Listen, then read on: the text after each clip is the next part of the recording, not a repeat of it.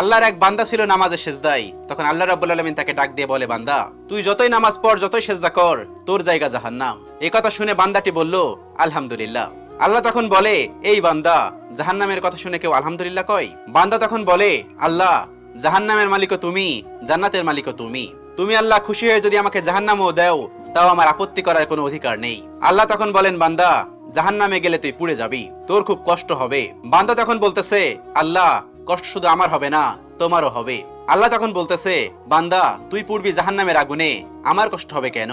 বান্দা তখন বলে, আল্লাহ, কোনো মায়ের কোল থেকে যদি কোনো বাচ্চা পানিতে পড়ে যায়, তাহলে কোনো মাই দূরে দাঁড়িয়ে থাকতে পারে না, দৌড়ে গিয়ে বাচ্চাকে কোলে নেয়। আমার বিশ্বাস ওই মায়ের চেয়ে কোটি কোটি গুণ দয়া তোমার বেশি। আমাকে জাহান্নাম দিলে তুমিও আল্লাহ শান্তি পাবে না। আল্লাহ তখন বলে, বান্দা, এই দলিল তুই কই পাইলি? বান্দা তখন বলে, আল্লাহ, আমাদের জাতির পিতা ইব্রাহিম আলাইহিস সালাম তোমার প্রেম মুখে নিয়ে যখন নমরুদের আগুনে পড়ে গেল, তার আগেই তুমি বলে দিলে